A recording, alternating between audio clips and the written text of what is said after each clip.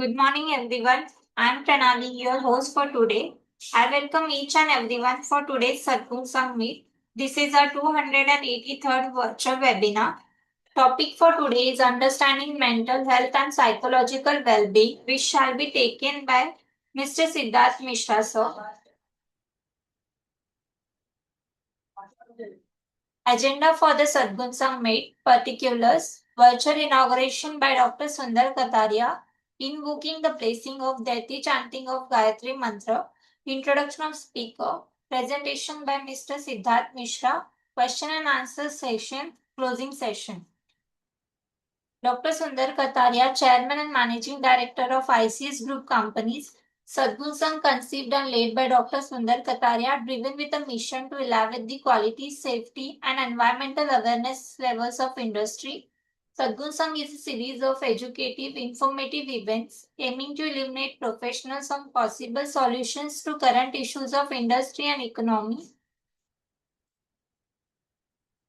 His designation and organization, Chairman and Managing Director of International Certification Services Private Limited, Academic Qualification, Mechanical Engineer in Honorary Doctorate Business Management, Experience, Nuclear Rap. He started his career in building India's first nuclear power plant at Rawatbhatta, Kota, Rajasthan. Oil and Gas EIL. He contributed in developing India's first oil and gas field at Bombay High since its inception. DNV, he was a head of industry and offshore development with DNV for 2 decades. ICS, he is the founder of first Indian conformity assessment and inspection body known as International Certification Services Private Limited, which is a provider of a total quality solution under single umbrella with a wide spectrum of services. Achievements and awards. Lifetime Achievement Award of NACE Corpon, received several national and international awards. Now I request Dr. Sundar Kataria sir to virtually inaugurate today's session.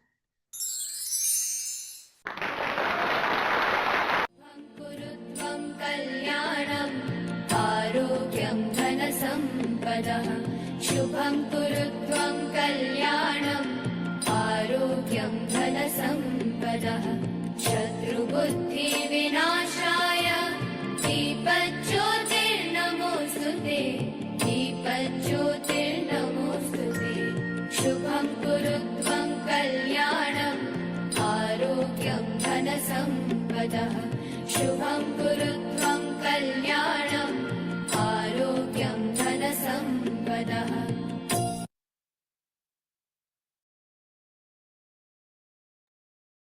Please join us for the recitation of the Gayatri Mantra.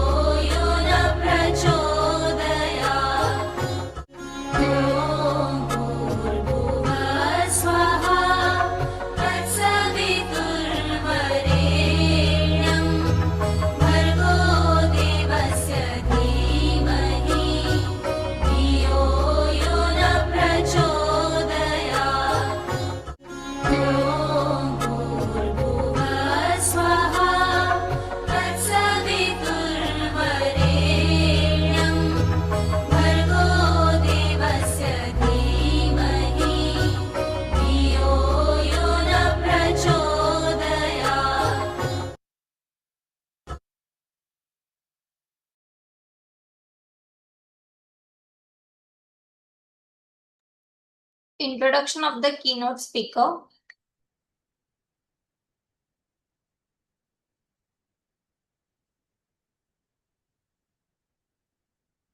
Mr. Siddharth Mishra, designation and organization, psychodynamic psychotherapist, the health space, academic qualification, MA clinical psychology, PhD scholar in the field of psychology, academic and research contributions through multiple papers presented and published in psychology, psychotherapy, and psychoanalysis. Area of specialization, psychodynamic psychotherapy, Vinipushan psychoanalytic approach, psychoanalysis and depth psychology, mood states and emotional processes, self identity and relational dynamics, Gestalt based art and movement practices, were and neuroaffirmative therapy, exploration of early attachment and emotional development, integration focused psychotherapy, experience 2.5 plus years of experience in practicing psychotherapy, providing remote therapy sessions in English and Hindi,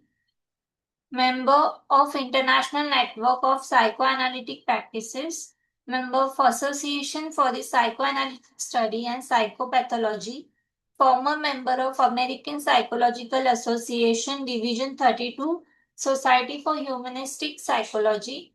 Welcome, Mr. Siddharth, sir. Over to you, sir. Thank you. Thank you so much. I would just like to thank Mr. Sumit Kataria and the whole team of ICS Technologies for the invite. It's a pleasure to be here. I think my introduction was sufficient. What I do for a living is I'm a therapist. Uh, I see human beings in their different situations, different varieties of discomfort. And what I do with that is I just create a space for them to feel a little better. Uh, Today, what I'll be trying to do is just trying to understand and help everyone just explore what mental health is, what well-being in terms of psychology looks like, how psychological well-being can be achieved, not just in terms of therapy, but in terms of living, in terms of your life, your approach. Yeah, I'll try to do that. I hope I'm able to do that to some extent. Um, all right. If I just look at the title of today's workshop, if I just look at what the title of this says, it's just about how you are healthy in terms of mental health. The idea of mental health, like it has health in it, right? So there can be someone who's healthy, there's someone who's not healthy, there's someone who can be ill. All those nuances play a role in who we are, how we are, right? And understanding that would help you achieve a state of psychological well-being, to be someone who's not just looking at things from an external lens, as in how much hours of work did you put in, how much workout were you able to do, how much your performance in your personal, professional, individual spaces increased, but in general, how are you feeling about it? uh, Mental health, as the slide says, it's part of everyday life. It's not a separate entity there. And so when you look at life, when you look at your mental health, when you look at your areas of work and beyond it, it's not as separate. It's not as different as your work and life balance. Mental health is something that is seen in your work as well as your life and your different spaces. So you cannot completely cut it off. And that's where this talk, this Sadgun Sang session comes in, where we are just exploring how things are actually working behind the scenes without any jargons, without any uh, niche words that you would hear a lot of young folks on the internet speak about. What really is happening behind the scenes? uh, Work affects the mind, relationship, sleep, identity, etc. Just like that, mental health affects you. I use that example very specifically, like because how your work is or how your work was today or yesterday or last week, it has an impact on things in your life. Just like that, how your mental health is or was in the last week or in the last month has an impact on everything around you, whether how you're performing in your work, how you are doing in your life, etc. Well-being, it's often seen as a comfort, a luxury when we talk about in terms of psychology. Someone having a better life, someone choosing a better mental health in comparison to something else. It was always seen as a form of luxury, but unfortunately, it's a bare minimum need. It's about psychological survival. It's about how things across you look like. What I mean by that, what I mean by this statement is also to understand what mental health might be. Okay. Uh, it's not just simply being happy. It's not just being ill. Like if I say that I'm healthy physically, that does just not mean that I'm not having any kind of illness or disease. It has to mean more than that. So just like that, mental health is not just about the absence of struggle, the absence of problems. It's like a whole big spectrum. When we look at the whole big spectrum, it can be in multiple categories rather than black and white. When you look at something in black and white, it's just, are you healthy? Are you unhealthy? It's not that. Uh, there are multiple domains of being healthy in terms of mental health that range from emotional, cognitive, social, behavioral well being. And the last point I think is very important, because even if you're doing great in one aspect, that does not mean you are actually really doing well. If you're giving a good output in terms of your work, if you're doing great in, let's say, in your personal life, that does not mean that there cannot be problems. We, as a society in India, have been taught to see things more externally. That if you're doing things great in your external life, that should reduce the struggles in your internal life. So a solution is often talked about in terms of external world, as in, if you're feeling sad, then why don't you just work? Why don't you just look at the next big thing you could do? Why don't you look at maybe working out physically? I think there's a very big difference between the two. Yes, the former can help in some short run, but beyond that, it doesn't help. It's just a great short term solution. It's a great distraction. So when we look at our minds in 2026, what's really happening? Okay. And I think this is a very important aspect to understand what is to be done. When you look at the modern mind right now, it's overloaded. We as human beings were never supposed to have access to so much information. So our brains never really adapted for it. Nobody thought that, suddenly there's going to be a day where there is something called the internet, and the internet would get so good that I don't remember the last time a video lagged for me, where I had to wait, I had to sit, I had to get annoyed that, okay, my internet is slow. I think it's been almost a decade now since that happened. And that's where there is just so much information, so much emotions that information actually creates, that one is overloaded with what to do, what to process, what to go, what not to do. Like constant notifications, you are constantly in a state of messages, mails, checking things out. um, if you have, let's say, 500 people on your socials, and at least two of them might go out one day a year somewhere, and they might post pictures, so every day of the year you're looking at two vacation photos, and that makes you feel like every single day of the year someone is on a vacation, which isn't really true. They are all sort of managing, they're sort of trying to understand, but at the same time they are taking a day in the year to go out. But the information overload sometimes make it seems like there is so much happening in the world. Same goes with all the bad things that may happen around the world, with all the wars, all the deaths that are happening. If you just look at data, it shows that things are actually getting better, but because the access to information is so much, there is a possibility of you, me, everyone being overwhelmed by the footages, the news, the countings happening. If there was no internet when COVID had happened, I don't think we would have, as a society, been so anxious about the pandemic while it was happening. News channels having a live counter of death, like the numbers were being updated in real time. That versus an age where internet was not there. So you could just hear about it maybe from papers, maybe from people around. Now, what that does is, because there is so much information across, it creates a pressure to perform. It creates a pressure to be on a pedestal, on a perfect level. And this happens because everybody just puts out their good parts out there on the internet. But what this takes away is rest and attention span. Going back to the example I just shared about videos lagging, that was a very important part in consumption, in processing. So if you just watched a movie, or you just watched an episode, or any YouTube video, there was a time between that and the next video. That was very important. Even if that was 30 seconds, you were sort of resting, you were sort of detaching, you were taking a break. Cut to right now, where there is no space for things to lag, where there's no space for you to take a pause. Going back to the TV generation, where the ads were annoying, yes, but very helpful. And that's what the studies have showed, that actually, if you're taking those pauses, you're actually enjoying things more. It's like that consumption needs a little bit of pause. because you're also emotionally processing the whole thing. Every single reel that you watch, every single show that you watch, it triggers an emotion in all of us. Something is happening. Either that character is going through something, either it's great, it's bad.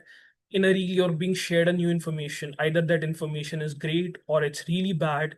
So you need some time just after that to stay with what has happened, to what you just felt, to maybe think about it, to ponder over it, compared to me just swiping up and or me just clicking on next episode, watching the whole thing, and there being no rest, no end to it. And that actually reduces the fun that we are having as well. So, like the last point says, the human nervous system was not built for constant urgency. It was not never built to be all the time alert. And that's why a great book by a great psychologist on stress and life in general is Why Zebras Don't Have Ulcers. It's written by Robert Sapolsky, and he talks about earlier we used to believe ulcers were caused by stress. Later, we found out it is caused by bacteria. So this book is written before the discovery, and he's talking about how zebras live a lifestyle that has extreme threat. You can die anytime, but at the same time, if you check zebras for stress, it's just not there. It cannot exist, and that's because of their lifestyle. It's because of the kind of threats, the kind of stress that they face. It's an external imminent danger that asks you to run or hide or do something, and once it's gone. The lion just stops chasing beyond a point, compared to a modern day living where your stress, your anxieties, it's constantly there. So like one project, one work is completed, the next one just jumps, it just comes at you. You don't get a time to just cool down, to just breathe, to just be, like the zebra does. There are more factors that the book explores. It talks about how uh, the community zebras have, the open spaces they are helpful. It's an interesting read. It's a very easy read.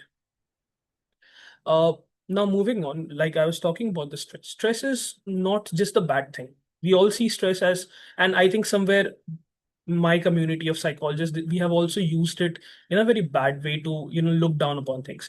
But here's the interesting aspect: there are two forms of stress.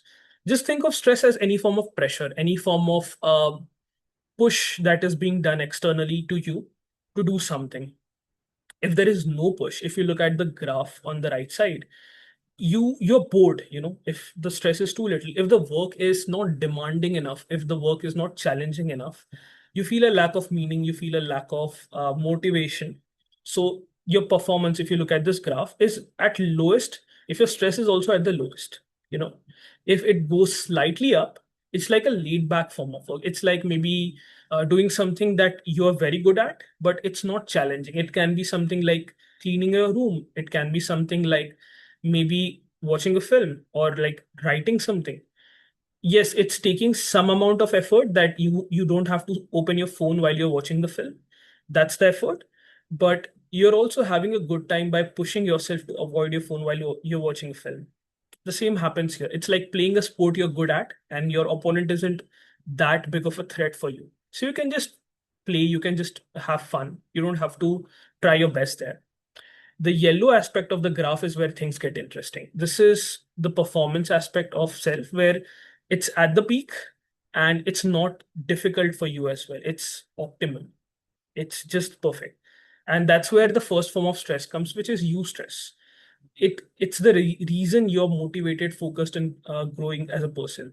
This is the stress that you feel a day before deadline, and then only you're able to work. For the people who are working just before deadline, like me, that cannot work if the event is days ahead, or the deadline is maybe months ahead. We need this form of stress. We need it to move, to do something. And this is something you'll also feel socially. If socially you're not doing well, let's say physically, financially, if you are feeling like you're lagging behind, this form of stress pushes you. That if everyone around you is doing great, you want to put efforts, you want to grow. So this is not really bad. This is actually good. It becomes problematic when the stress goes beyond in the orange and the red aspects. This is the peak, and this is where fatigue happens. And fatigue, it's also not a bad word. Think of yourself, your mind, and your body as a mobile phone. and specifically mobile phone, not laptops, because we all need to recharge ourselves just like a phone does. Unlike laptops, which you can use on charging, your phones cannot. You are actually damaging your battery if you're using them on charging mode. Just like that, we all need some form of rest, some form of recharge. So if you're constantly maybe at the yellow displays, there will come a time where you're fatigued, where you're tired, and that's where all great athletes, if you look at them, they take rests. There are matches where they just play horribly, and I just came across this great statistic few days ago that most amount of Grand Slams have been won by Djokovic, and most amounts of Grand Slam finals have been lost by Djokovic. Most amount of centuries is by Sachin, and most amount of zeros is by Sachin. So the idea is there will be a point where you will just be done. That's the fatigue point where you need to take a step back. You need to rest. You need to recharge. You need to stop with the thing that you're doing. If you do not, because of what we just talked about in the last few slides, exhaustion kicks in. Exhaustion, if again, this is the point where you can maybe take a step back, it's still okay. It's too much stress, you're overloaded. If you do not, then it goes into the anxiety, panic, anger stage. And if it's still not stopped, it goes to the breakdown stage. Now, why what we talked about last slide was important is because if I go back, the modern mind is overloaded. So you're really not able to rest because there's constantly something happening. If you are traveling somewhere, if you have a 30-minute gap between your current work and your next thing that you have to do, and you're traveling there, you're scrolling something, or you're watching something, or you're listening to something. So this graph, it never really goes from yellow to green back because you're now processing the other side. So it becomes orange. If you are maybe just looking at things on your internet and you're not having a space to process them, to think about them. If you watched a great film and you came out of movie theater and you just went into another film for screening, and that's exactly what's happening constantly. You just watched a 3-4 hour great film, no intervals, and now you're sitting in the theater again watching another film. That's what your mind is going through by constant stimulation, constant answering to the external world. And that's where the last line comes in, that the human nervous system was not built for constant urgency. We are built to process things. We are built to live in this space of high and low, where for some moments you are actually overworking, and then suddenly you're resting, you're over resting maybe sometimes, and that's okay. So that you can again recharge and go in the next mode. Um, how toxic stress looks like, which is distress, is exhaustion, irritability, fog, emotional shutdown. And what this does is you may not notice it, but you would see your performance decrease. You may see yourself being more irritable. You may see yourself being unable to make decisions. That's brain fog, that you're unable to actually think clearly, that it's not about capacity. You might be a great thinker, you might be a great analyst, but at that moment you're not able to analyze because your brain is tired. If your phone is running out of battery, of course you can't use the flashlight, the camera, the amazing games and apps that you have. An emotional shutdown is the latter phase of it, where you're just numb, you're just not thinking and not just living, you're just going with the flow because of so much heaviness, tiredness, that you can't think straight. So you're like, okay, this is my routine, I'll just stick with it, I'll not think about it. Why this is a problem is because it creates long-term problems, like just like damaging the battery. It creates long-term issues for the individual who's going through it, and it makes recovery more difficult. So if you are at the stage and you take a longer time to take a pause, to withdraw, it's going to take a longer time to fully recharge and rest. That leads to burnout. And burnout, contradictory to what people think, it's not just being tired. There's a huge difference. Being tired is like, of course, you're tired, your battery is drained. But burnout is like having leakage in your water tank, in your pipes, so that you cannot see what's happening. You're trying to fill the tank, but there is still something that's happening, and it's not fully filling itself. That's burnout. When you are doing everything right, when things are not that stressful, when you had a great vacation, but you're still tired, you're still procrastinating, you're still cynical. Cynicism basically means that in a very you're very much sad, as well as you're also not feeling hope. You're feeling a bit hopeless. That's how cynicism looks like. Emotionally numb, low motivation, detachment from work, constant tiredness. And imagine that happening to you after you've come after maybe 10, 15 days of great vacation. That may look like a burnout. And what really is happening is there are some structural and functional issues. Maybe maybe you scroll every night before going to sleep, so you're actually not allowing yourself to rest and sleep at all. So even if you had a great vacation, you were still scrolling before bed every night, and that's what is leading to a difficulty in sleep. Now, I'm not saying that every kind of scrolling or phone is just bad. I don't look at things in black and white, but you should know if your quality of sleep is good or not. A lot of people enjoy watching something before sleep. That's okay, but is there some form of control there? Are you able to turn it off the moment you want to turn it off? Are you able to withdraw? Are you able to do what's right? Let's say tomorrow you have to wake up at 6. Are you able to close your screens at the appropriate hour for sleep? Are you still stuck because you cannot sleep without scrolling? I think that is what leads to a lot of difficulties. And when you are burned out, the usual methods of rest do not help, because again, it's a structural and a functional problem. Structural problem as in the structure of what you do, how you do, has to be changed. Functional as in how you approach things, how you do things have to be changed. So what may look like laziness is actually psychological exhaustion. And that's why it's important to understand what your emotions are exactly telling you. That's where mental health comes in, where the buzzwords, the big words, they actually begin to make sense. Because uh, let's say hurt and anger, these are two separate words. But if you actually look at them from a very mental health standpoint, being hurt and being angry are completely different things. And if you know what's happening, then it's easier to actually work with that. That's where emotional literacy comes in.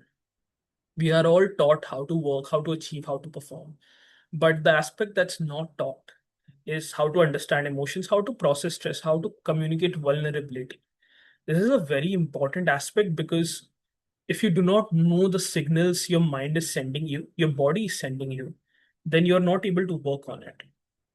Sometimes the body and the mind tries to communicate by different signs.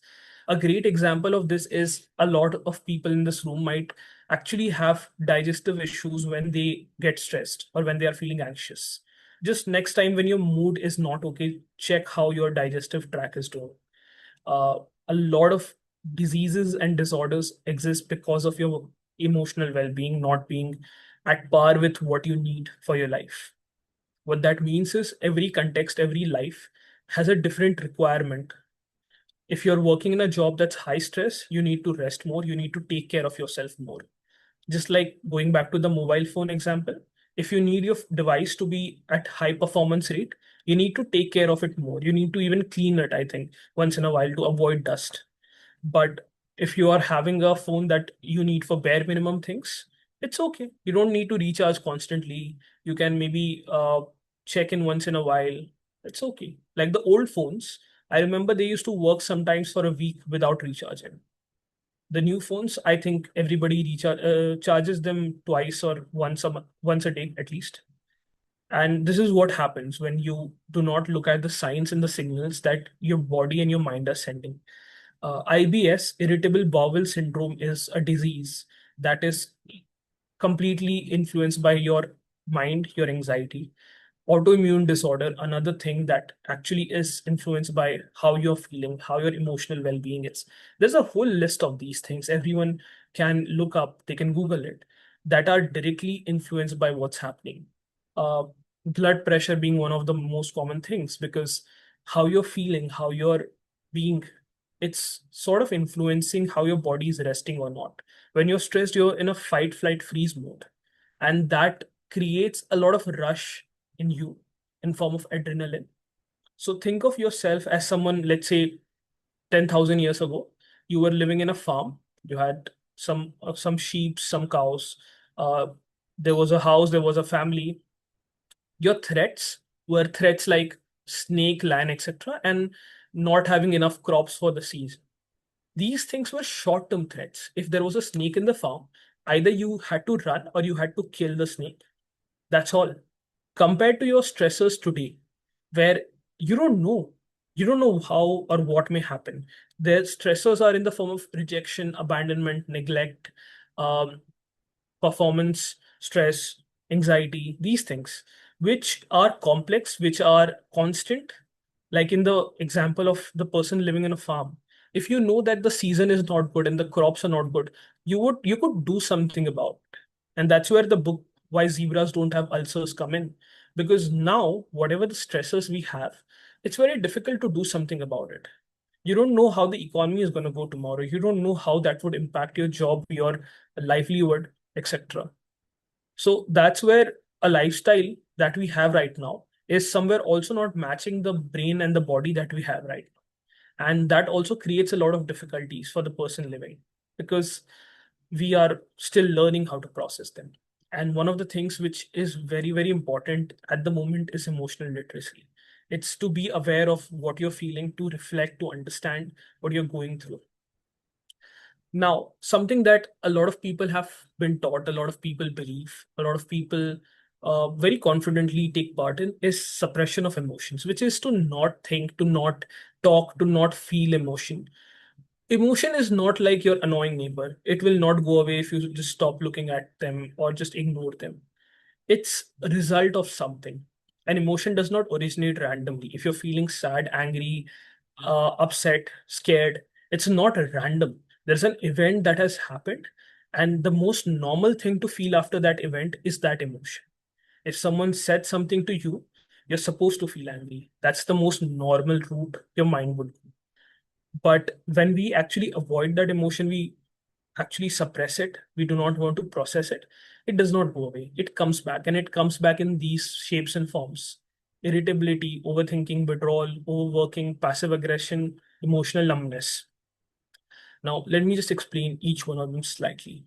If someone is more irritable, if you find yourself to be more irritable and there is no probable cause for it, it's either a suppressed emotion or something that's happening in the back, something that you are not paying attention to that's seeking your attention. Overthinking, very classically, if you're overthinking about something, it's because you're not feeling that emotion. You're sort of trying to solve it rather than think about it and feel it. You're supposed to feel it. Withdrawal, as the name states, you're not engaging in things around you. You're sort of not wanting to think about it. You're not wanting to look at things around you because they're sad, they're depressing. That's okay. But it's okay if you do not want to do anything about it. But if you're avoiding that emotion, it can be imagine being constantly withdrawn from things in your life for like 3 months, 6 months. Passive aggression. Passive aggression is a great sign of being tired, being burned out, being someone with suppressed emotions. Emotional numbness, how this is different from things we just discussed. Emotional numbness, it doesn't have to be just about bad emotions. It doesn't have to be that you do not feel sad or angry. You are not feeling happy by things you were feeling happy maybe 6 months ago or a week ago. Not because the thing is now boring. It's not that, but it suddenly for some reason has stopped making you feel happy. So what is not expressed is often acted out. And that's where your body sends you signs as well, where you're not thinking about things. It shows up in the body, in different relationships, in different forms of who you are, what you do. Something that's, again, a very big myth is judging yourself externally, what you're doing, how you're doing it. Um, an idea that's often taught is if you're feeling sad, you can always put more focus on work. You can always do better. Unfortunately, that does not help. It's sad, but it's unfortunate that it doesn't help. Even if you're doing great externally, the difficulty, the aspect that needs to be addressed is internal, it's not external. So it's like if you are actually tired, instead of taking a break, you're actually going out and doing more. And that's the myth that everyone has been told about, that if you complete this, you're going to be so happy in your life.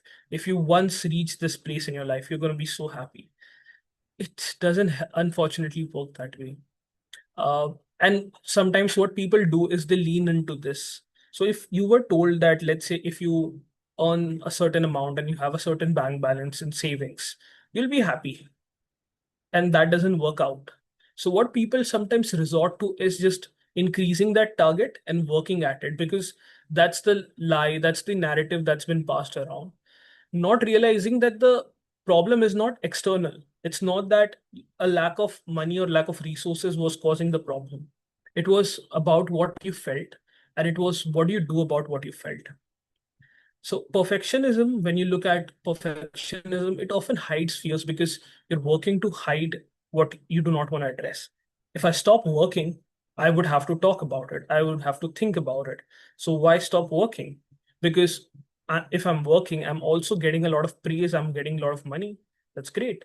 But you're not addressing the leakage. That's where the leakage metaphor comes in, that you're constantly trying to fill a tank that has leakage in the bottom. And because the repairing of the leakage may take a lot of energy, a lot of resources, a lot of awareness, a lot of problems, pain, sadness, a lot of people would just avoid that.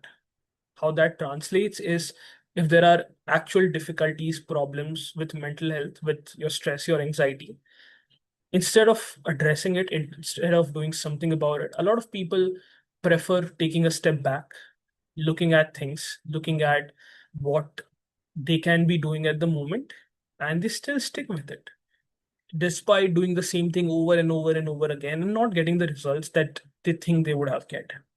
And that's where the self-worth is tied to productivity, because even if your life is not going well, but people are praising you for the great work you did, it feels something. It feels, oh, finally I have one moment or like 5 minutes of this month I was happy because someone praised me. Yes, but the rest of the month can also be happy. It may take a little while, it may take a little bit of effort, but that's what happens. And that's where rest begins to feel undeserved. A lot of people have been taught that rest is luxury, it's comfort. You don't need that. You need to challenge yourself. And that's where I would like to take you back to this graph, where there is a point where you need it. This orange and yellow, the middle of it. This is exactly where you need to take a step back. Because if you don't, the orange becomes red. And that's where things become from being tired to being burned out, which is, again, having a lack of water in the tank to the tank having a leakage problem, because you are not allowing yourself to process what I just talked here in terms of the nervous system being not built for it. And when you do not allow yourself to rest, this is what it looks like. And then this is a cycle, this is a loop, and there is no break, there is no midpoint where you know that, okay, I can take a step back, I can now be there. It's like the word for it is sunken ship fallacy, where you have put in so much effort. It's like a bad investment. If you have already put an X amount of money in it, you feel a little scared to take it out because you think, okay, what if I do a little more? It's like that. It's like you are working at something and that is not giving you great results. It can be a relationship, it can be a project. And then instead of moving on, you put more efforts. And then it becomes more difficult to withdraw, and that's where these emotions do not disappear. That's how this part is relevant, because you're not addressing what's happening. You're doing everything else but addressing that. It's like having a fracture in your leg, a broken bone, but not going to the doctor and doing everything else about it. Putting your leg in a bag of ice, putting your leg in hot water, uh, maybe trying to run, because if I run, I will not feel the pain, or I'll not think about the pain. I'll think about the track and other people running and trying to be first. And that's where partially that and partially the lack of emotional literacy creates a problem. Sometimes people want to avoid it, sometimes people do not know what's even happening. And that's where it becomes a bigger problem, because if you do not know the words for it, imagine you do not know the word for sadness. Imagine you do not know the word for grief. How would life look like if I could not, if there was no one in the world who could maybe use the word sadness, how would we communicate to them that I'm feeling something which I do not like? It feels maybe in my neck, in the center of my chest, maybe on my shoulders, in my forehead, and I do not want to feel that.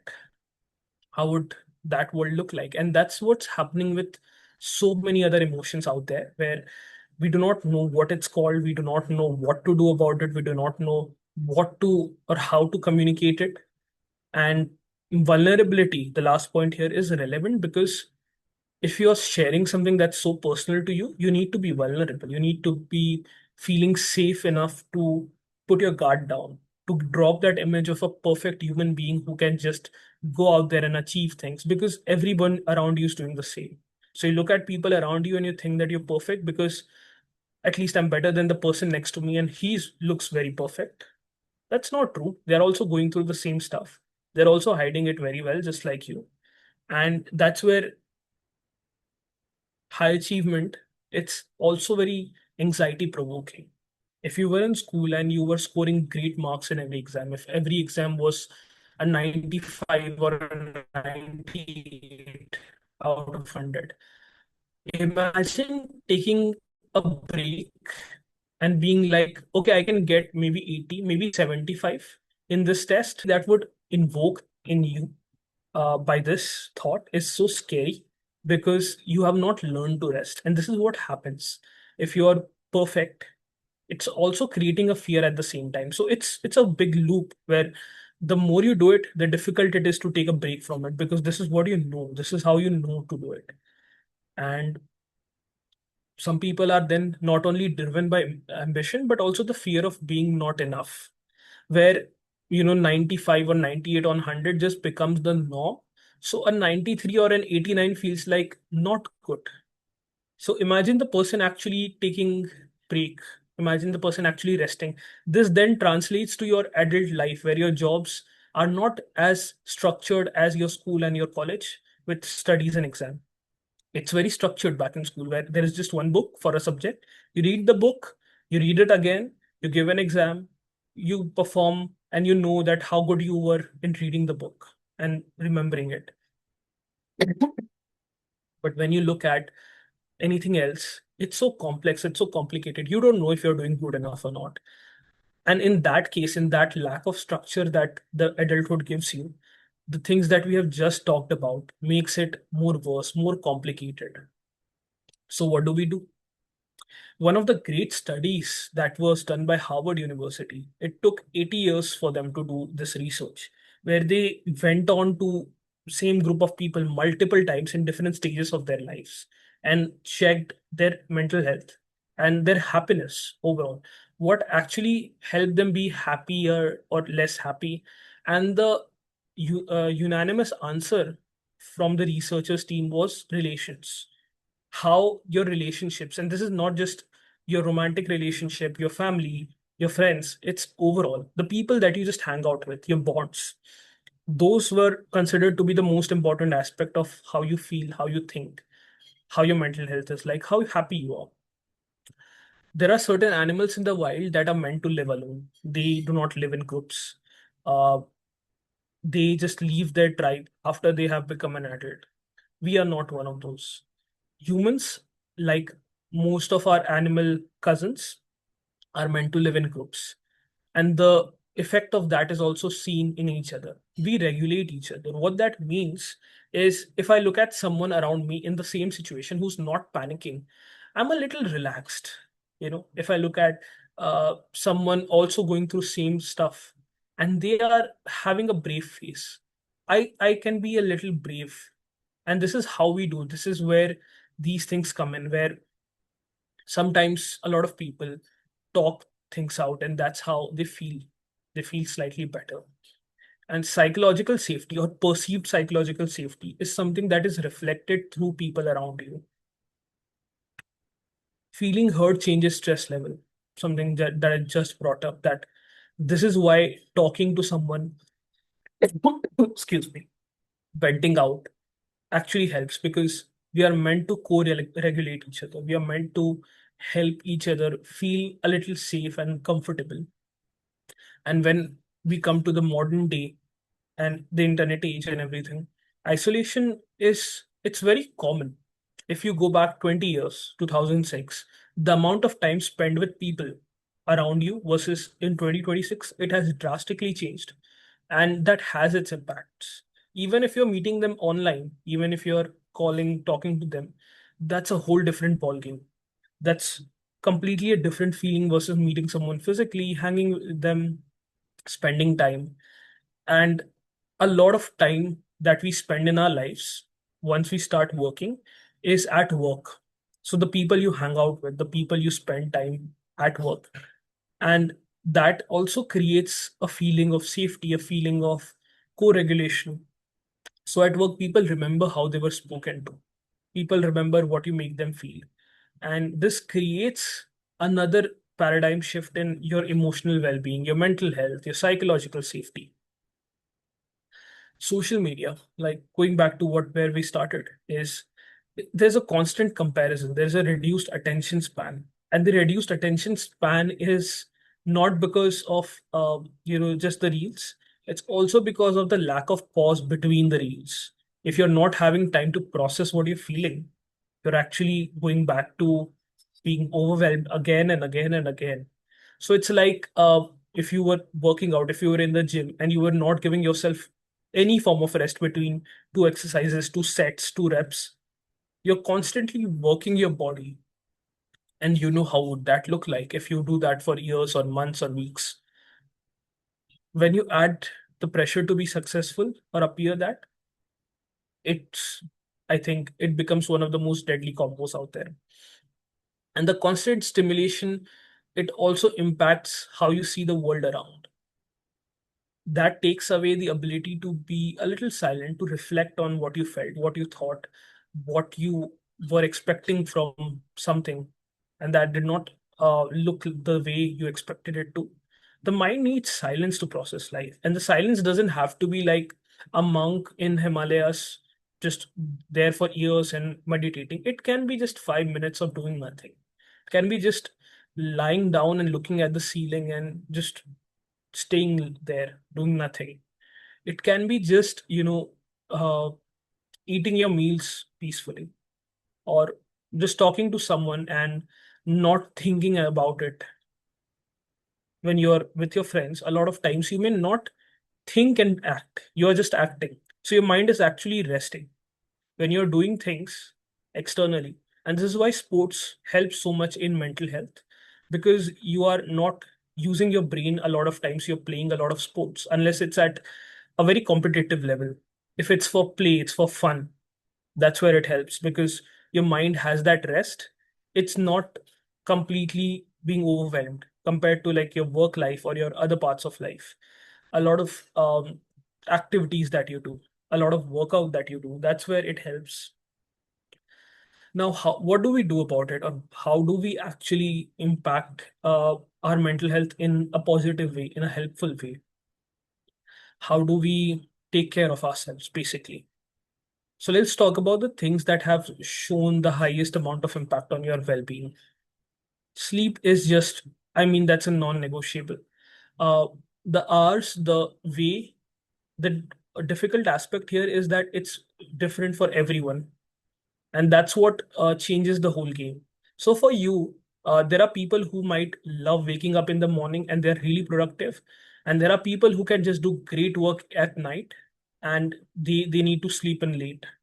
That's how your bodies are tuned.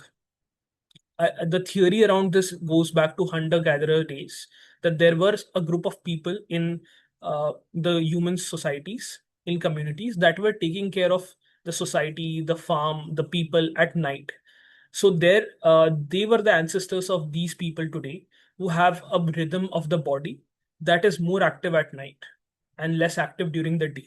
That was their role in the society, that they were supposed to protect these people at night from hunters, from other animals, from anything that is a threat to you. And this is where sleep is more about quality. And I think the best question to ask yourself to check in your quality of sleep is, do you wake up fresh or do you wake up tired? So it does not matter if your sleep was for 10 hours or 11 hours. Does not matter if your sleep started at 2 a.m. or 9:30 p.m. Were you tired or were you fresh the morning you woke up? And constant difficulties in sleep, constant difficulties in the form you sleep, the tiredness that comes in after you wake up has a larger complex impact on your mental health and psychological well-being. Movement is not just about workout. Movement is just how much your body is just moving, you know, grabbing things here and there, maybe just taking a stroll in your office. The movement that we do is very essential to just feel things, to stop using your brain for a minute. When you move, when you uh, take time out for movement, it's also that processing gap that I just talked about at the beginning around lag in the internet or the ads that used to come when we were watching things on TV. That movement becomes something that is allowing your mind to rest, and it's also letting you feel your body. When you feel your body, when you feel your feet touching the floor and your back touching your chair and the gravity pulling you down, it's actually a very relaxing activity, and it's precisely this reason that it actually helps you. Boundaries sometimes sounds like a fancy term. It sounds like a term that the younger generations use to push people to cut them off. Boundaries are actually more about your comfort levels with someone. It's more about the relationship and defining it. So when you do that, what happens is you don't have to constantly worry, you don't have to constantly overthink about people overstepping in your life, or you being rejected, abandoned, neglected because you did something wrong. Boundaries in simple ways is just creating a space for yourself that's safe for yourself, and then inviting the person in that space. In simple words, what it looks like is there might be like 100 people that you know from your work, but how many of them are the people you would be talking to after your work hours because you want to? How many of them would you invite to your house because you want to? How many of them would you be sharing your personal life with? Creating a boundary does not mean to be that you're confrontational, you're rude, you're pushing people back. It's just your awareness of the idea that I know that this person is supposed to be this close to me. One of the metaphors that we use in therapy is also around people being porch people, living room people, and outdoor people. As in, excuse me, as in there are people that you would meet outside your house. You may never invite them out at your house. There are people you would just meet in your porch, in your veranda. You may not never invite them inside your house. And there are people you would invite them to your living rooms. These are three very different category of people. And that is what boundaries mean, which basically means to mindfully, with awareness, define a relationship and how much of it do you actually want. That follows social connection. What social connection does is, I just talked about with the study of Harvard, is it indicates how happy you feel. It indicates how well you are mentally, how you look at things, how you're resting. And a good social connection really makes you feel recharged. If a social connection is making you tired, it may not be the best social connection out there. Rest, like we have been discussing, it's very important, not just physical rest, but psychological rest, so that your mind is not thinking, your mind is just being. And people who have experienced the difference will know exactly what I'm talking about. When you're traveling, when you're at a new place, and you look at the scenery, when you look at the view, you're not thinking, you're just feeling, you're being. And that's the important aspect of it, that you're not thinking. That's why nature is something we all love. That's why traveling is something we all love. You're not analyzing there. And the next part is reflection. Reflection is just taking time out to think about what just happened. What did you just feel? How did you feel? Did you like it? Did you hate it? Not analyzing. It's very different. You're analyzing because you want to be better, to perform better. Reflection is taking things inward. You're not analyzing them, but trying to understand what things were. As the name suggests, reflection is the exact meaning of reflection is looking at a mirror and seeing the reflected self. Analyzing is actually dissecting and looking at things and trying to study them. So here, reflection is used as a metaphor to understand what happened. Hobbies and play. Hobby is something that we look at children, we look at them doing it, playing. It's not just for children. Hobby can be something as stupid as it can be. It doesn't have to be a hobby that you need to post about on Instagram. It can be like collecting rocks. It can be that simple. It should just make you feel at play. It should make you feel happy. It should make you feel rested. Excuse me. Play at the same time is what we just talked about with my example of sports. If you're not playing competitively, if you're playing casually, there are certain moments where you are putting some amount of pressure. If we go back to that graph, and you're actually being okay with it. Let me take you back to that graph.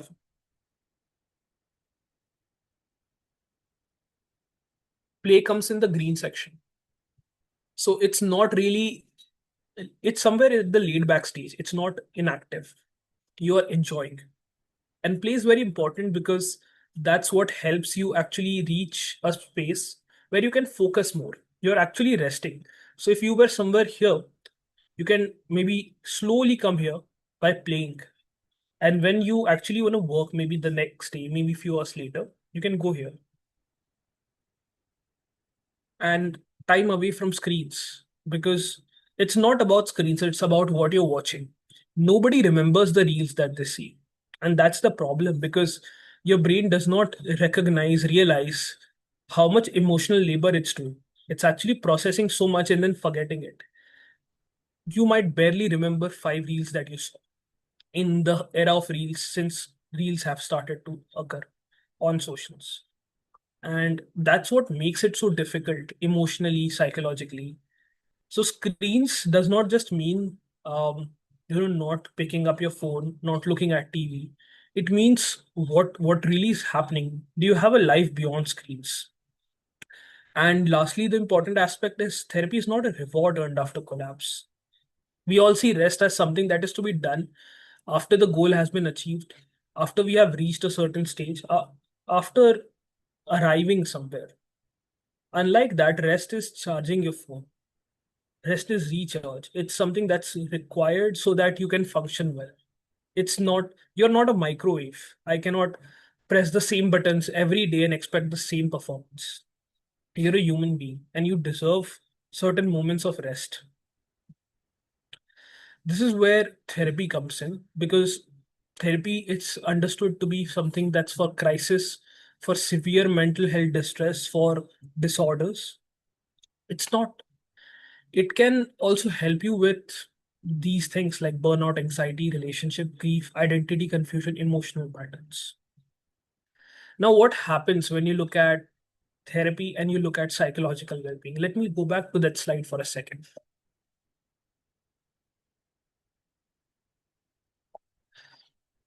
Well-being is something that we can achieve, but there is always a point. If you think about the graph again, where things have actually gotten to a point where these things will not help you.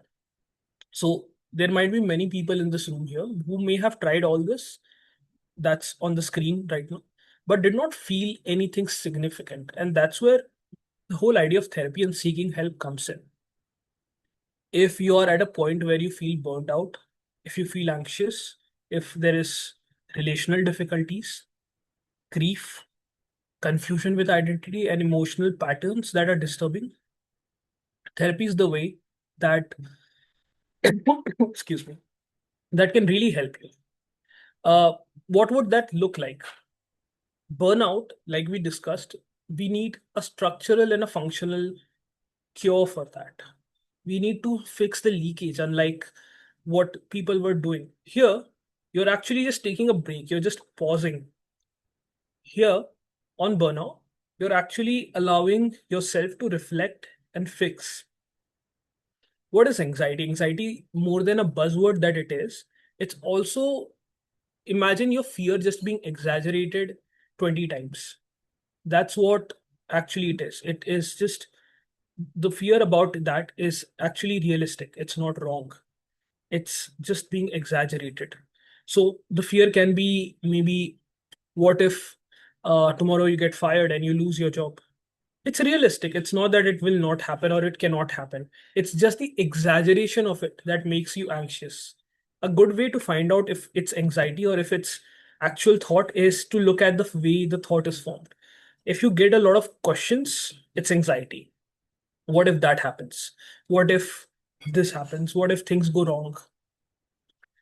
When that happens, when your thoughts are in form of questions then statements, it's usually anxiety.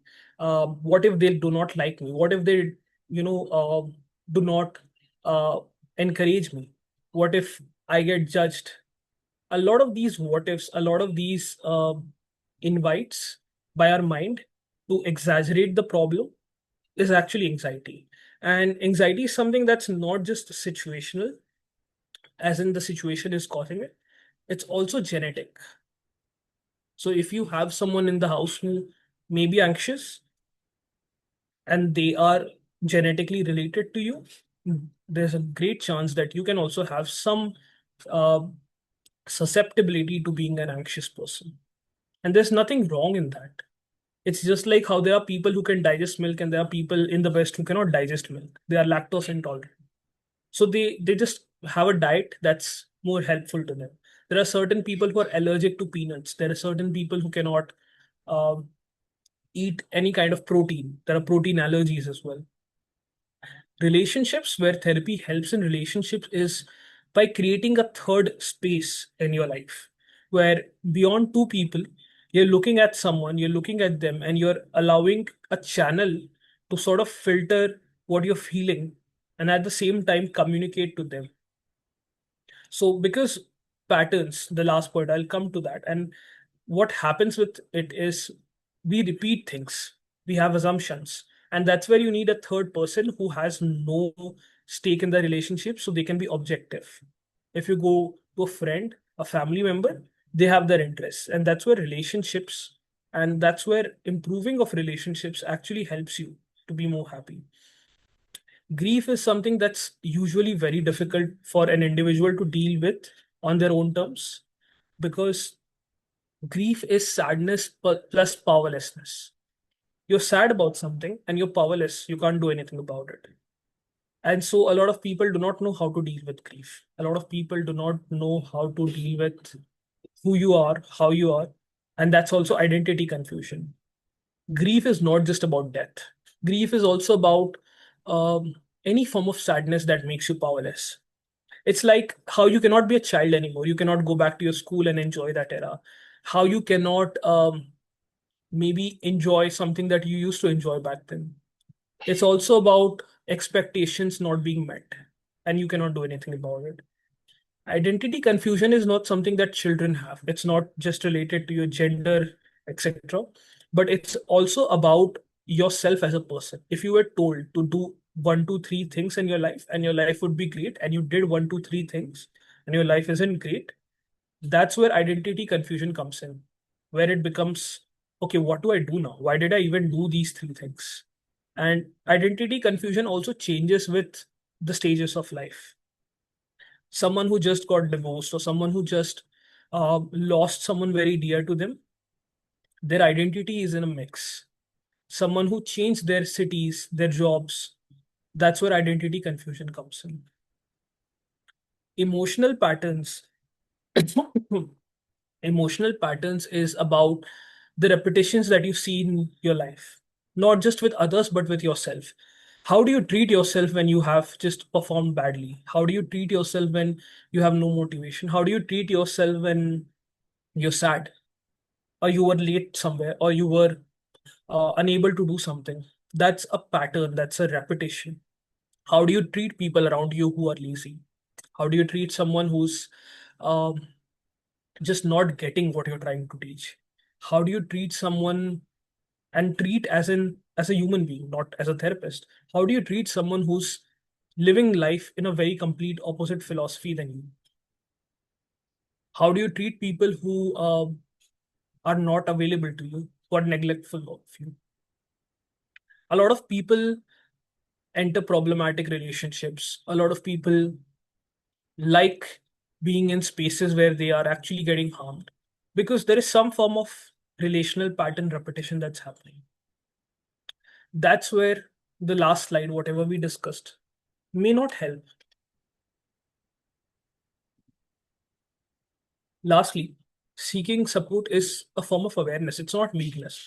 It's acknowledging that you, me, everyone here is a human being. We are not omnipotent gods. We are not all powerful gods. We cannot do everything. We cannot be perfect at everything.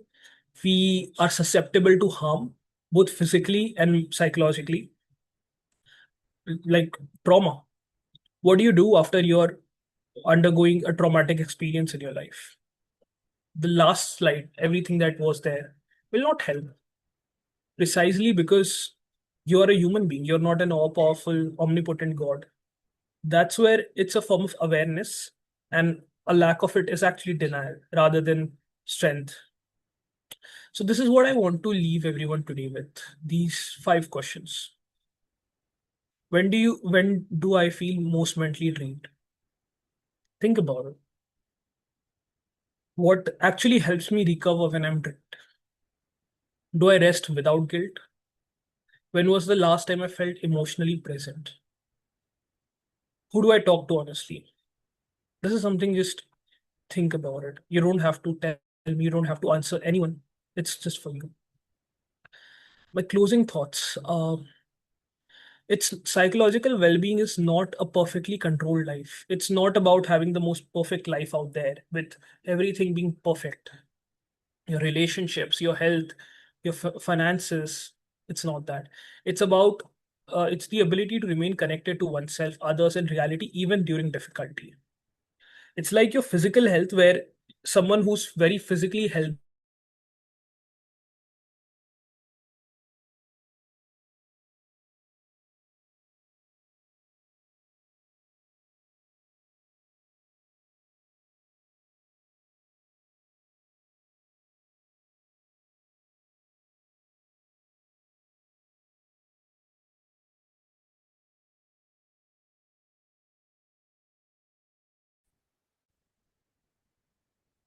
I think I lost you there for a second. Can you hear me? So it's Yes, we just can about, hear you now. yeah, sorry for that. Uh, so it's just the ability to remain connected to oneself. What that means is our health is like, it's not that you are never falling sick. That's not a healthy individual. That's just someone who's very controlled with bacteria and sanitation. A healthy individual is who has great immunity. Just like that, psychologically, it does not mean you never have problems, you never have difficulties. It's about the ability to be okay, to actually go through that difficulty and be in control of your surroundings by not actually being very controlling of it. That's from my end. Thank you.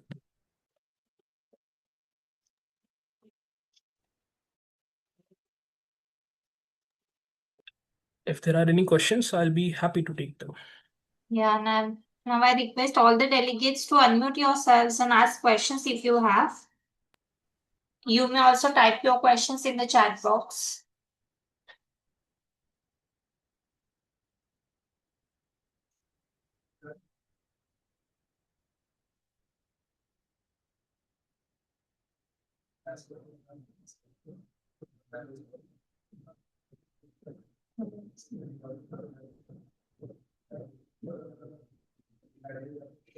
Hi, Siddharth.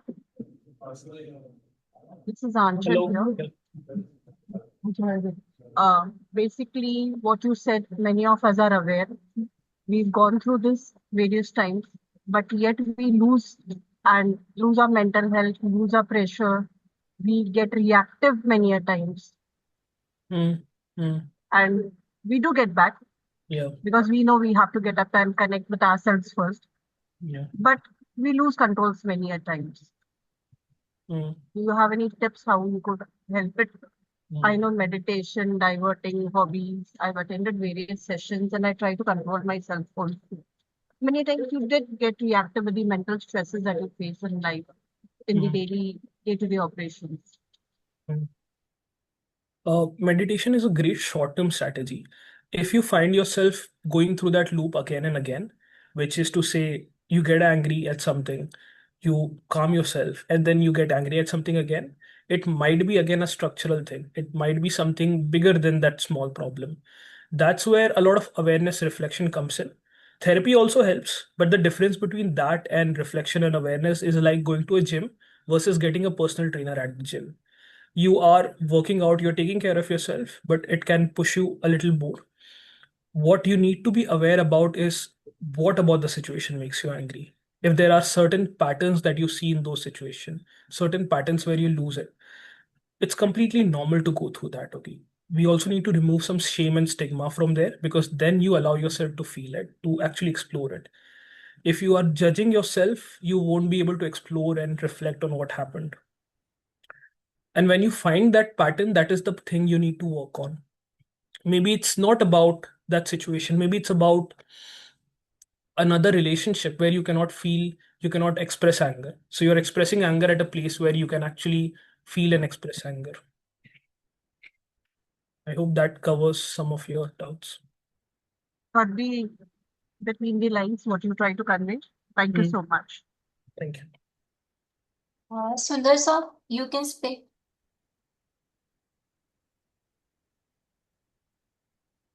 Yeah, Mr. Siddharth, very nice topic. You have covered it, Thank and you. you had very smooth flow. But a lot of things which you have tried to connect. Yeah, So I had uh, in my mind copying up a lot of questions, sure. but I'll limit my questions to one or two. Hmm. First thing, if you see today, the modern time has changed. Hmm. Our culture has changed, and Hmm. more people are falling because of mental health problems. Yeah. So just focus. Is it a technology advancement? Is it the social system which is breaking? Hmm. Is it the competitive world? Hmm. Everybody wants to run into the rat race. Hmm. Or is it late marriages or remains economy independent? And today, if you see the cafeteria culture is catching up very fast, like Yeah. European countries, Yeah. where there are a lot of divorces and a lot of mental health problems are there. How do Hmm. you see India Hmm. in these all aspects? Of course, I have a lot of questions. Uh, that's actually a very good Thank question. you. Thank you, sir. Thank you. I think it's a mix of all these.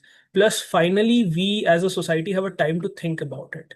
If there are actual problems outside your house, let's say India was very poor once, and few decades back, so we did not have the luxury to actually explore mental health. The problems may have been there, but now we can be at a space where we can actually think about it. So everything you mentioned is a factor, yes, but beyond that, now we have the vocabulary for the problems. So if someone, even if we go to rural India, they Hello. don't have, yes, Hello. Hello. yeah. Hello.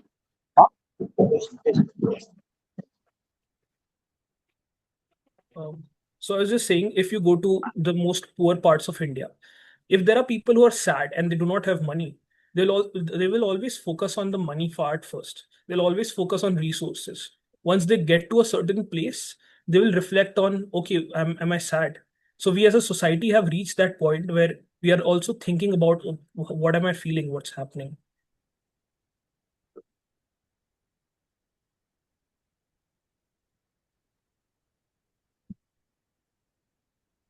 So this is going to be a very complex subject. It's Yeah, not going to be easy to handle. yeah. And somewhere Europe was there for ages, so they were always talking about these problems. Uh, Somewhere we had problems, but we never saw. Yeah. But unfortunately, as you told, we are not frank open to discuss in open Yeah. these the mental problems, and we carry forward a long time, and then we fall into problem when it becomes a chronic problem. Mm, yeah. Thank you. Thank you. Thank you, sir. So there is a questions in the chat box. I'll read out for you. Sure. So there is one question from Dayanand. So how do we set measurable goals for my psychological well-being? Okay. A lot of things can help. Just looking at what, if there could be just one thing you could do better, what would that be? If everyone in this room can just think about one thing they can do better, I think that's a great way to work at whatever you want to work at. We are all aware of what we need to do. Sometimes we lack the capacity or we are in denial. It's completely human. There are certain great skills you can find online for your well-being. But beyond that, I think everyone knows if you just, and this is something that's very much based on who you are, your life, your context. What is the aspect that's doing well? What is that aspect that needs to grow? And when you ask yourself if there was just one thing you can do to maybe make your life better, you would get the answer from yourself.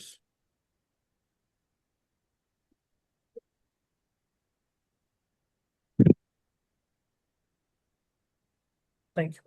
Hello, just I want to give some my points. Sure. Shall I give? Sure. This is Sridevi from, okay. See, I'm from Chennai. Uh, see, actually what I feel, see the problems, we have, everybody have problems, right? And there is nobody in the world which are having problems. See, my point of view, first, we should accept the problems. See, the acceptance is not there in many people. So there is no, so that they cannot find a way to solve it. First, we have to accept it. See, first we are just thinking, why I am getting this problem, why I am getting this problem. Because we do not know the other person who are all having these problems and who are all even more worse than ours. See, our side, we are seeing only the people who are above us. We are not seeing the people who are below us. Okay.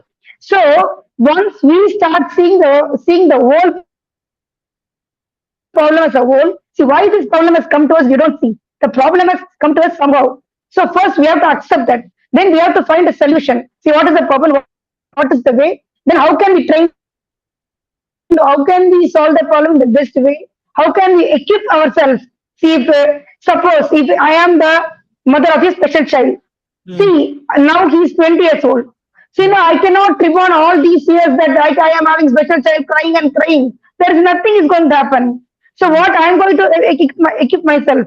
So we should go and study. So I am a special educator now. So definitely we have to learn not only my child psychology. We have there are so many disability means there are so many streams. So if I understand every child, see in this type of child, all child is unique. Even as a normal people also, everybody are not same. Okay, even own brothers are different. So like that, these children are every unique. So we have to understand their problems. Then only we can find solution. First, we as a counselor or something like that, I advise that we have to counsel the parents or somebody who is coming to accept the problem first. First, they have to accept. Then only they can come out of the problem and find a solution of it. That is my point of view. Thank you Thank you. for giving the opportunity. Yeah. Yeah, I somewhere agree with Thank that. you. But what also is here important is Yeah. the problem internally. The external problem can be very rightly what you pointed out, that there is maybe, let's say, a problem X, but what is it doing to you emotionally? Sometimes the latter gets ignored, and that causes a bigger problem. And that's where a part that I also covered is we try to solve it just externally, and this creates a bigger problem in situations where you cannot do anything externally. Like anything like death. You lost someone and you're sad about it. You cannot do anything about it. So when we ignore to see things internally as well, what that causes is a muscle memory of sorts that creates way more problems internally.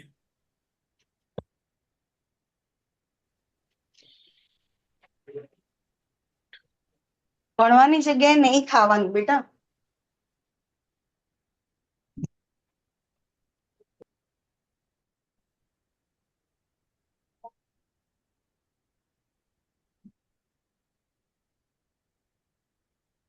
So there is one more question in the chat box from Trishita. How to calm ourselves when we are anxious, especially when we are in a public place? Okay. There are many ways to calm yourself when you're feeling anxious. What is important is to see what your mind and body reacts to. That is very different for everyone. Maybe someone can work really well with writing. Maybe someone can work really well with butterfly hug. Maybe someone can work really well with maybe looking around, moving your eyes. It's called EMDR. Uh, if you could just search butterfly hug on YouTube or Instagram, I'll put the name in chat box also, as it sounds. I think it's one of the most wonderful things to work with your anxiety in the short term. But if you want to work with it in the longer term, you need to see what about social settings makes you anxious. Is it all social settings? Is it just one specific group that causes you to be a little anxious? These are the reflections aspect. Either you can do it on your own or you can do it in therapy, not just with me, with any therapist. But that's how the work is about. Is it something that you have been feeling just lately? Is it something you felt always, maybe since your childhood? These exploration leads to maybe a more long-term solution on what to do. I hope that answers. And the next question from Shanaya: how to communicate vulnerability covered under emotional literacy? How to communicate vulnerability. Vulnerability simply, if I had to explain, it means putting your guard down. It means like the literal meaning of vulnerability is to show that, I have certain parts that are susceptible to being hurt, that are not strong. And that's where, so the first step is safety, not just physical, but emotional. Are you feeling safe with the person? If not, then the relationship needs to become safer, or you need to find a relationship that's feeling more safer. That's where therapy also comes in, because the therapy space is the most safest space out there. But in your real life, when you have someone you can feel safe to, that's where you communicate vulnerability. You tell them that, and this can be anything, anything that's making you feel sad, anything that's making you upset. It can be about your life, it can be around the world, that, oh, the war and the news is making you sad. Uh, an result is making you feel sad. So the person there, if they are not judging you, like the two things I said, a lot of people might tell you, don't think about it, don't care. That's where you do not feel safe enough to communicate vulnerability. When you communicate that it's impacting you emotionally in some way, then some amount of change happens, some amount of healing happens, some amount of processing happens of the emotion. And this can be for the most basic thing as well. Maybe you wanted to have a specific kind of pizza and the pizza was just not in stock there. They were closing, or they were not having the ingredients, and that made you sad or angry. Can you communicate that with someone without being judged or getting a remark that, there are people dying and you're thinking about pizza? That is how you communicate vulnerability.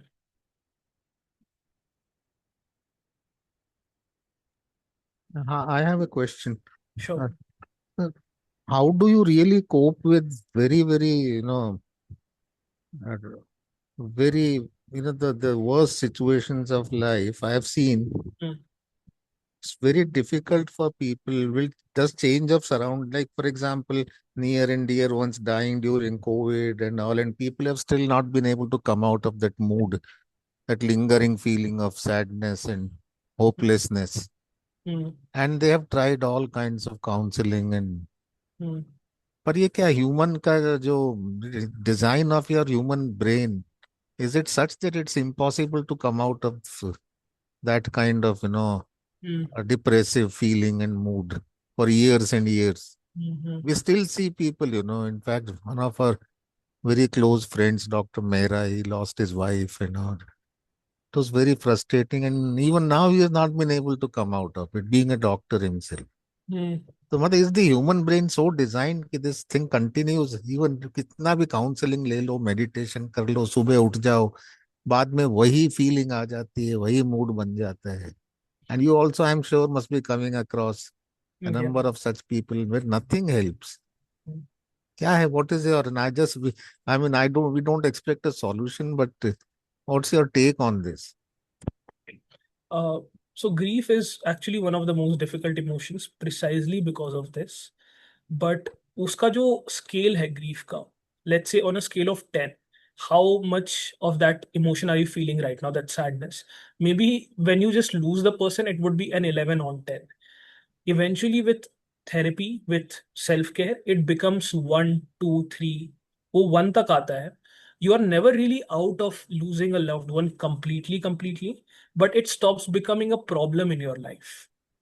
And if you see that as an obstacle versus not an obstacle, तब शायद आपको और थोड़ा clear समझ आएगा कि when you just lose someone very dear to you, you're not able to live, you're not able to feel, you're not able to work, you're not able to just go out and maybe travel. Versus it's been 10 years, you sometimes think about them. Sometimes you feel a little sad, sometimes you wish they were here, but it's okay. You're somewhere making sense of it. That's how grief looks like. Uh, I'm sure there might be certain other ways that would help them. Even in therapy, what you respond to, say, I was just answering a question few minutes back. What you respond to the most is more helpful. Like there is art therapy, which is trending a lot these days. If you are someone who responds well to art therapy, then maybe talking about it may not help you a lot. So we do art therapy there. If you're someone who responds more to body-based therapy, like butterfly hug is a body-based method. It helps you feel safe and calm in your body, and that body ka calmness translates to your mind later on. Then we do that. Understanding what works for you can help.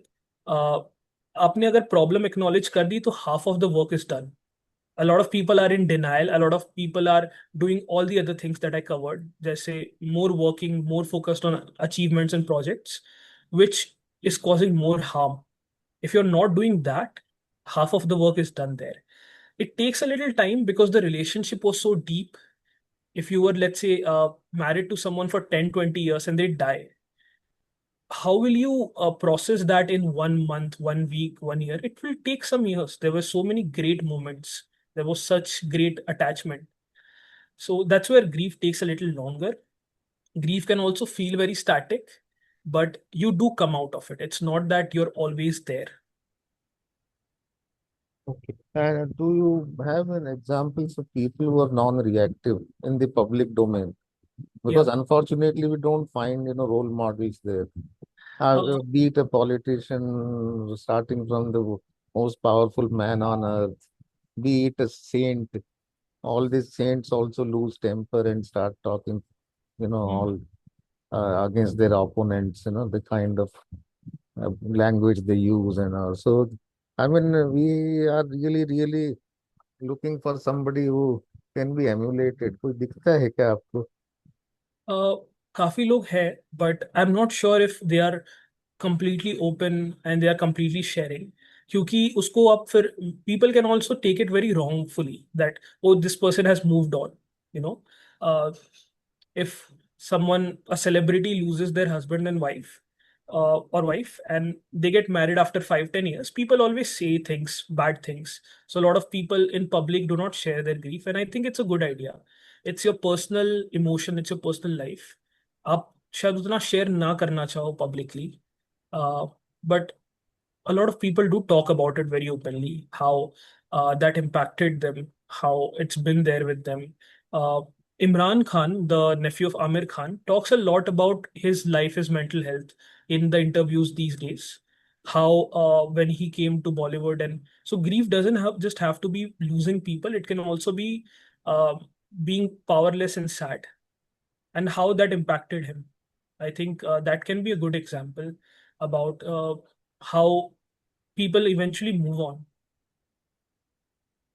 The people who do a lot of Mm. spiritual training and they come back home and they're the same people again. Yeah. ऐसा क्यों होता है? I mean, finally, what is the Mm. उनको where you send them anywhere, you send them for this thing or counseling for some kind of vipassana and all, and when they come back to their jobs, they're the same people shouting at others and getting angry and why does all this happen despite all the interventions? Mm. Because emotions are a reaction to something that has happened. Emotion is not the standalone product. आप एक situation से जाओगे, वहां पे आपको कुछ feel होगा, उसकी वजह से इमोशन निकलेगा. आप रोड पे चल रहे हो, आपको किसी ने धक्का मार दिया और आपको ही चार बात बोली कि देख के चलो, you are suppose to get angry, even if you are the most spiritual, emotionally enlightened person out there, even if you are a great therapist, something happened which should cause anger. And the same goes for sadness. Every relationship you make out there, there's a chance of losing them, there's a chance of losing the relationship, not just because उनकी death हो जाती है, but maybe because people change, maybe because breakup happens, anything. Maybe there's a fight, there's a split. So emotion को अगर आप isolate करके देखोगे तो it will feel like a problem. अगर आप उसको लूप में देखोगे तो it's just what is happening at the end of the situation, a very normal thing.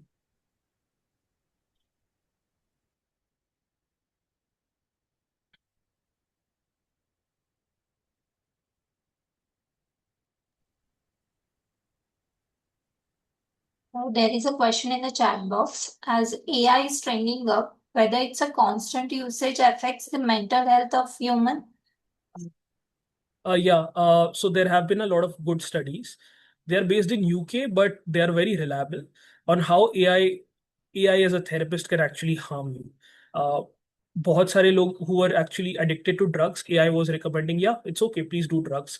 A lot of people who had psychosis, they were thinking, imagining people talking to them, like you may see in films. AI was telling them, yeah, they are real. Because the goal of AI is to talk to you more.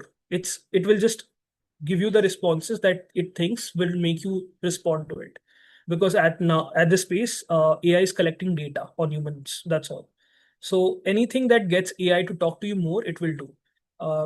It can be a good short, little help companion for talking to someone. I see it as glorified Google, that if I need to search pehle Google pe, I did not know if what is reliable, what's not. AI can just maybe filter that out for me. Yes, it's slightly initially making a little bit of attention span and learning worse, but in the long term, it can help because it's just very powerful. It's like Google only. Plus, it also shows you the lack of educational prowess we had, कि हमारे assignments, हमारे homeworks इतने unhelpful होते थे for learning, that AI is just now working through it, कि आप AI में डालो अपना क्वेश्चन, होमवर्क का बन जाएगा, असाइनमेंट बन जाएगा. But for mental health it's actually a very bad idea.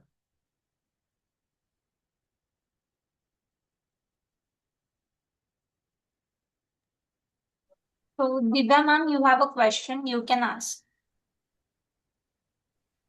Hello, Siddharth sir. Thank you for the great session.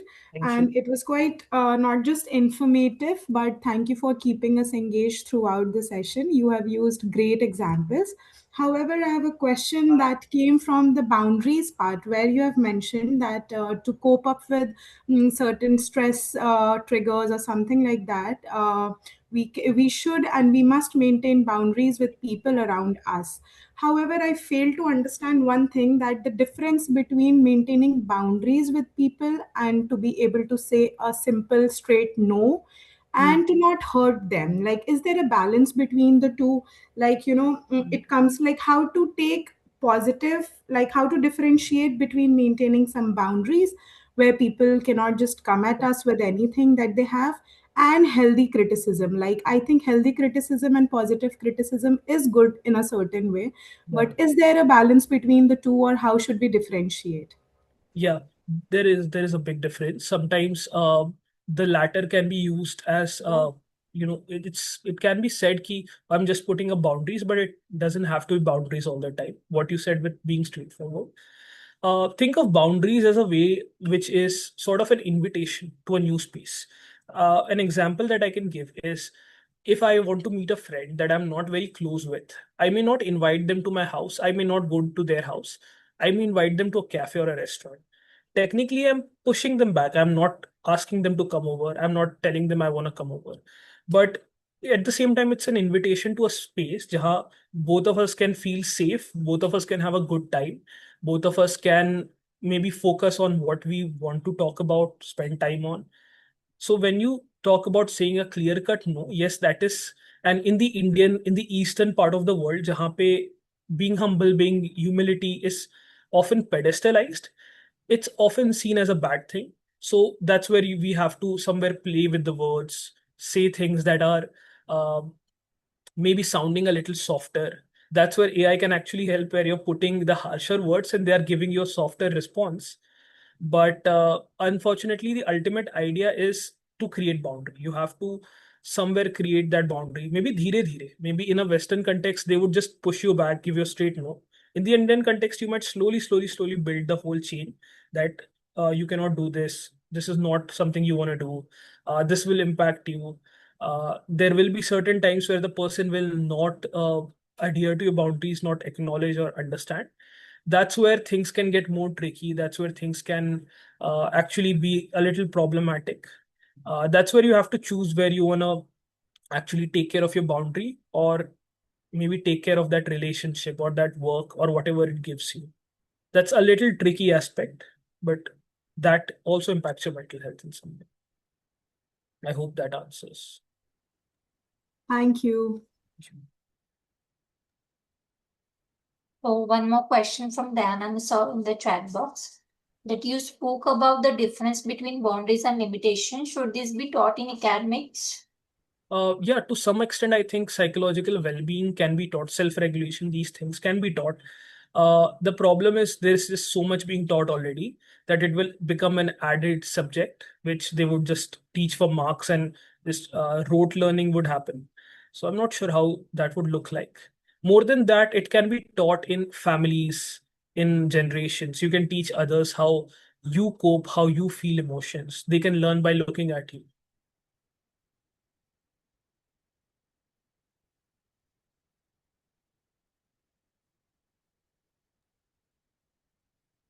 And one more question from Shanaya. Do ethics has any role to play in mental health? Yeah, a very big role. So, in terms of if you are asking about just the therapeutic setup, there are very strong ethics. Like, if you're a therapist, you cannot see anyone you know, your friends, your family, etc. Beyond that, if you talk about just mental health, your values as a human being, and values just doesn't mean morals, ethics. It means what qualities define your life play an important role. So, if you are someone who is very much okay with doing things the way you want, you will not feel doing bad after doing wrong things. And that's not because you are a bad person. That's because you have been a person who's comfortable doing things that are morally gray, ethically gray. That's okay. Unless it's causing harm to someone, it's okay. It's your life. But beyond that, if you're someone who doesn't like to do, let's say, ethically bad things and you're doing them, it impacts your mental health. You are overthinking about it. You're thinking about it before going to sleep, etc.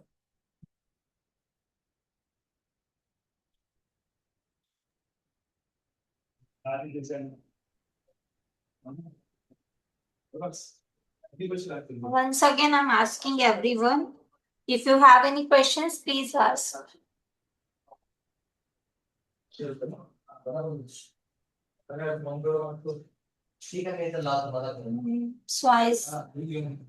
I see there is no questions anymore. So we are going ahead. Before that, on behalf of entire ICS and everyone present at today's Sadgun Sang session, I would like to extend our heartfelt thanks to you, Mr. Siddharth sir, for your insightful talk on understanding mental health and psychological well-being. Your words were thoughtful, inspiring, and deeply meaningful. The way you explained the importance of mental health with such clarity and compassion truly connected with the audience and encouraged everyone to reflect positively on emotional well being. Thank you for sharing your valuable knowledge, time, and experience with us. Wishing you continued success and looking forward to hearing from you again in the future sessions. Thanks a lot.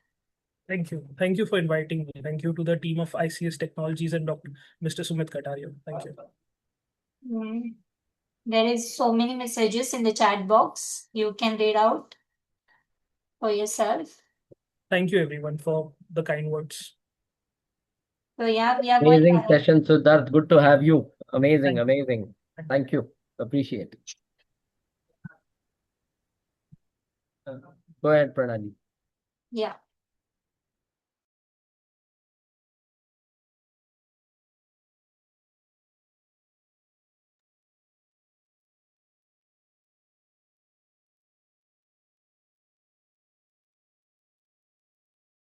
So ICS is placed to provide you all its research and development, integrated management system, QMS, EMS and OHSMS, excellence in education management, ISO made easy in Gujarati, Marathi, Telugu and Hindi.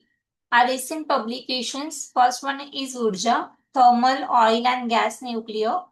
And second one is Jung Se Jung Tak, Fight with Rust, Corrosion Causes and its Mitigation. For reading any of the above books, please contact Ms. Sushma Kindilkar. Feedback form. Please register on www.sadgulsang.org and go in your login and give feedback. Before closing, I would also like to thank all our participants for their valuable time and active participation. We hope you found this session informative and useful. Have a nice day. I request Siddharth to put up his details on the chat box, so anyone who wants to take advantage of getting in touch with him and connecting with him can do so. So I've just put my website. You can reach out via that. Or Perfect. I'm also available at socials. I'll put my Instagram if that's more convenient for someone. Lovely. Thank you so much, Siddharth. Thank you.